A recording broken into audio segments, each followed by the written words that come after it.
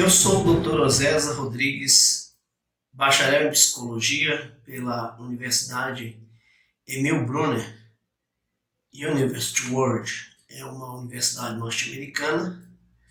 Sou graduado em teologia e também pós-graduado em psicanálise aplicada e com formação em transtorno mental grave pelo Instituto de Psiquiatria da Universidade de São Paulo, do Hospital de Clínicas da Universidade de São Paulo. Durante 36 anos, eu exerci o pastorado, pastor de uma igreja batista, e nesses 36 anos de pastorado, eu ouvi e aprendi muitas coisas. E o período de aplicação, de tempo, estudo e atuação como clínico, como terapeuta clínico, eu pude conviver com as duas realidades. A realidade igreja, conceitos teológicos, e a realidade clínica, que é a vivência com as pessoas no dia a dia dos seus conflitos internos. E essa vivência do dia a dia, ela nos traz uma realidade totalmente diferente da realidade da igreja. Ainda que muitas coisas se assemelham, a linguagem é diferente, o entendimento é diferente. A igreja espiritualiza problemas que são psicológicos. E a psicologia, vamos dizer assim, traz uma visão clínica de algumas questões que são espirituais. Então, há um inverso em muitas situações. E especificamente, eu queria falar sobre uma questão muito grave que, para mim, a igreja precisa se atualizar. É a questão da brecha espiritual. Durante muitos anos, como pastor, nós usamos expressões bíblicas como o que se encontra na primeira carta de São Pedro, capítulo 5, versículo 8, que diz: o diabo, o vosso adversário, anda ao vosso derredor procurando a quem possa tragar. Esse texto sempre nos deu uma conotação de que o diabo está à nossa volta procurando brechas, Paulo depois vai dizer: não deis lugar ao diabo. E sucessivamente nós vamos encontrar uma série de referências bíblicas que dão essa ênfase à questão das brechas espirituais. E sempre que esse tema foi abordado, as brechas foram consideradas como pecado. Qualquer pecado que um cristão cometa, isso abre uma brecha para que o diabo possa atuar na vida desse cristão. No entanto, a vivência, vamos dizer assim, clínica, nos mostra uma realidade bastante diferente dessa.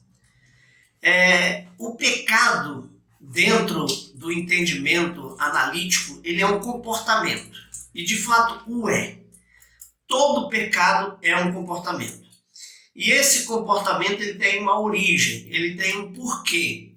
Por que muitas pessoas não conseguem vencer determinados pecados? Há um histórico que vem lá desde a sua formação, Freud fala sobre a nossa infância, como ela influencia os nossos comportamentos, a nossa maneira de ser, tanto na psicologia como na psiquiatria, na neurociência também. Há um entendimento de que nós dividimos a nossa infância em primeira, segunda, terceira infância, que vai de 0 a 3, 3 a 6, 6 a 9, esse período da infância. E o entendimento é de que o caráter, a formação do eu, acontece de 0 a 6 anos, um período que poucos de nós lembramos o que vivemos nessa fase. E nessa fase são formados conceitos que vão permear a nossa vida, que vão conduzir a nossa vida. E muitos comportamentos nossos, eles estão muito firmados naqueles conceitos que nós já temos pré-definidos. Consequentemente, nós vamos repetir padrões e comportamentos. Por outro lado, tem um fator Jung, Ele dizia que nós somos fruto do meio. O meio que nós vivemos influencia quem nós somos, Então, a formação familiar, o meio que a pessoa viveu, definiu os seus comportamentos. E quebrar esses vínculos comportamentais é bastante complicado. Precisa ter um entendimento mais profundo dos fatos que, vamos dizer assim, formaram esse conceito, né? Aí você vai lembrar que a Bíblia diz, assim como o homem pensa, assim ele é. Ou seja, esses conceitos formados definem quem nós somos e, consequentemente, precisamos rever esses conceitos que muitas vezes nós sequer sabemos de onde eles vieram, como que a gente se firmou nesses conceitos. Daí nós vamos entender o que o apóstolo Paulo diz quando ele diz assim, ó, o que eu quero fazer, né? Ele diz isso em Romanos capítulo 7, né? Romanos 7, 15 a 20. O que eu quero fazer, eu não faço. O que eu não quero, isso eu faço. E ele diz, se eu faço o que eu não quero, já não sou eu que faço. Ele diz, mas há uma lei que me governa, que me domina. E ele coloca isso como a lei do pecado. Então, vamos traduzir o pecado para o comportamento? Ele diz, eu tenho um comportamento que me controla. De fato, é isso que está acontecendo. Então, precisamos pensar o pecado como um comportamento que precisa ser estudado. E como a igreja não tem essa percepção comportamental, a igreja, então, age da forma mais errada possível quando se pensa em tratar com comportamento, que é a repressão, né? Tudo aquilo que a gente reprime potencializa. Então veja, a igreja deveria ser um lugar onde as pessoas se sintam bem, onde as pessoas se sintam em paz, e você vai perceber que apesar de em alguns aspectos as pessoas se sentirem bem, em paz, por uma relação com Deus, por outro lado elas crescem um elevado sentimento de culpa. Ou seja, o pecado passa a ser maior do que ele o é. E por que isso acontece? Porque tudo aquilo que você reprime potencializa. Então, quando você ensina uma pessoa, quando você orienta uma pessoa sem julgamento, sem esse senso de juízo, essa pessoa tem uma percepção e essa mudança ocorre de uma forma diferente. Quando você fala, isso é pecado, se você pecar você vai para o inferno, você está gerando na pessoa um tipo de medo e ela está reprimindo um desejo que ele vai se tornar cada vez maior e mais intenso. E ela vai acabar cometendo esse erro. E repetidamente ela vai cometer o mesmo erro porque ele está sendo potencializado. Tá? Porque é assim que funciona. Tudo que você reprime, potencializa. Então, você pode ver que o sentimento de culpa na vida do cristão é algo muito forte, porque ele está sempre sendo reprimido. Eu escrevi um artigo um certo dia sobre santidade e repressão. Nós não podemos entender que repressão seja santidade. Não podemos ter uma noção de que eu reprimo sentimentos e desejos e isso vai ser santidade. Isso precisa ser tratado. Então, quando se coloca a ideia de que pecado é brecha, isso é uma forma de repressão. Você pecou, você abriu uma brecha, o diabo entrou na tua vida. Ponto. Aí a pessoa começa a ter um elevado sentimento de culpa, uma série de conceitos de diabo na cabeça, porque eu dei lugar para o diabo tomou conta, a minha vida virou uma desgraça. A pessoa se autopune, né, por uma situação. E você imagina então como acontece isso? Todos nós pecamos. Eu sou pastor e eu peco. Todos os pastores pecam, todas as pessoas pecam. A Bíblia diz todos pecaram e necessitam da graça de Deus, né? E a Bíblia diz, se dissermos que não temos pecado, fazemos-lo mentiroso e a verdade não está em nós. Então veja que o pecado faz parte da natureza humana. Não deve ser uma situação de conformidade, mas também é uma realidade. Então se toda vez que pecarmos, abrimos uma brecha para o diabo entrar, como fica isso? Você peca, abre a brecha. Você confessa, fecha. Você peca, o diabo entra. Você confessa, o diabo sai. Você peca, o diabo entra. Você confessa, o diabo sai. Como é isso? Você percebe que essa é uma realidade meio esdrúxula, meio fora de contexto, que não se aplica? Por outro lado, na vivência clínica, eu particularmente como pastor, inclusive tem alguns profissionais de saúde mental que encaminham pacientes para mim por perceberem que aquele assunto daquela pessoa não é uma questão, vamos dizer assim, psicológica, é uma questão espiritual. Então, como muitos profissionais aqui em Paranavaí sabem que eu sou pastor e outros no Brasil que as pessoas ligam para mim, eles me encaminham alguns casos que eles são espirituais. Então, a gente tem uma percepção dos dois lados desses conceitos, o conceito teológico e o conceito psicológico terapêutico. Então vamos lá. Nessa vivência da terapia, o que a gente tem percebido? Todos os traumas que a pessoa vivencia, pessoas que sofreram abusos sexuais na infância ou mesmo na fase da adolescência, juventude ou na fase adulta, elas carregam traumas desses abusos. Eu citei um exemplo aqui um dia sobre Tamar, né? Tamar e Amon, né? Se não me falhar a memória aqui, que abusou sexualmente da sua irmã, né? E o que aconteceu? Ela carregou um trauma que se tornou um desastre na vida daquela família, né? Então, veja que isso é uma brecha terrível aberta na vida espiritual daquela moça, ok? Então, veja que os traumas, né, as decepções, as frustrações geram brechas. E como que os espíritos imundos atuam nesse contexto?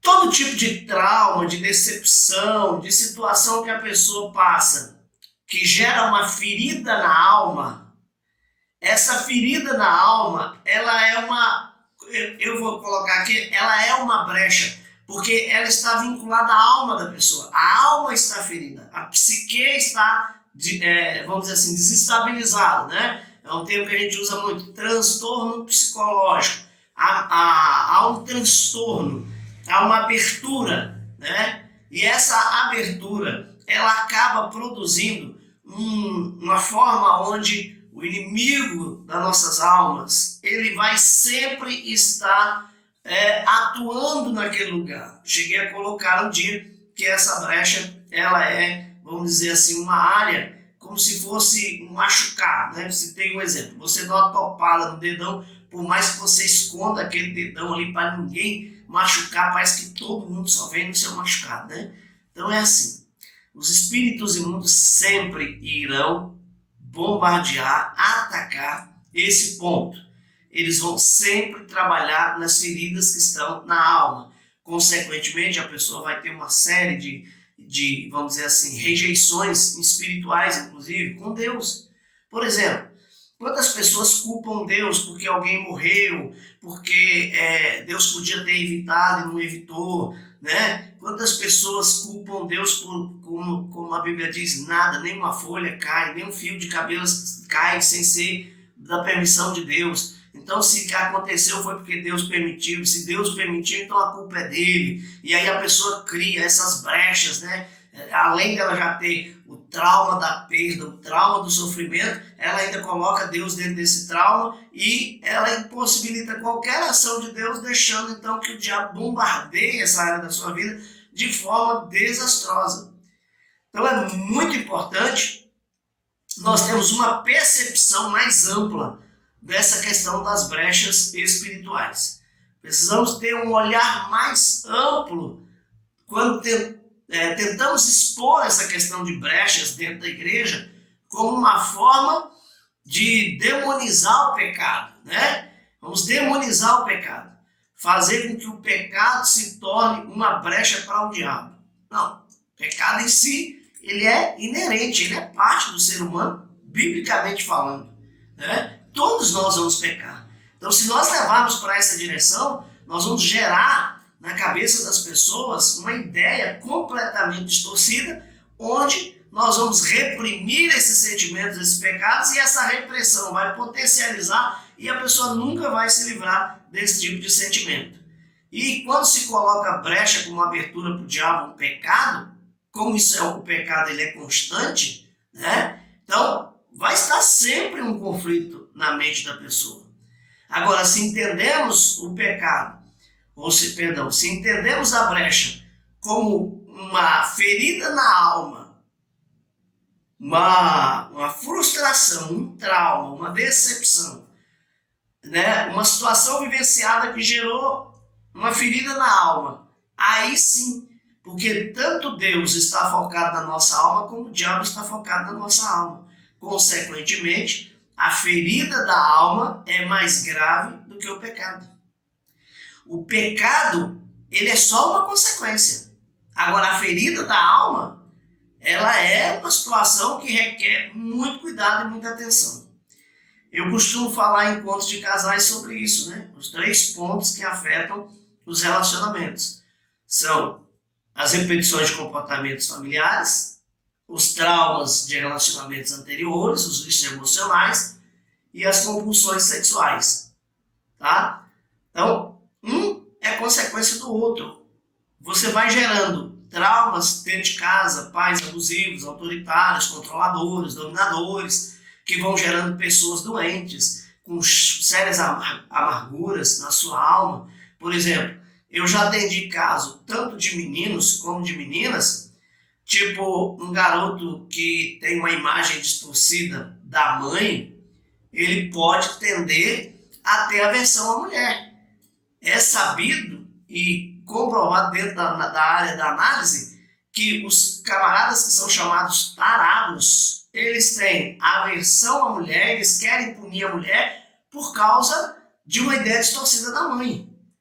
Como também já acompanhei casos de meninas que tendem para o lesbianismo por causa de uma imagem distorcida do pai, do homem, abusivo, autoritário, controlador, dominador. Então, muitas vezes, ela não aceita esse tipo de comportamento, ela tem uma ideia errada de homem e diz, não, isso eu não quero homem na minha vida. Existem muitos casos desse tipo. Eu conheço casos de mulheres que disseram que não querem homem na vida delas, né? Então, mas ela tem carências afetivas e emocionais, né? Então, veja como surgem as brechas. Elas vêm desde uma formação familiar. Então, é muito importante que a igreja tenha uma percepção diferenciada dessa questão. Fica essa reflexão para você pensar. Como diz a Bíblia, não deis lugar ao diabo. E a Bíblia também diz que acima de tudo que você tem que guardar, guarde a sua alma.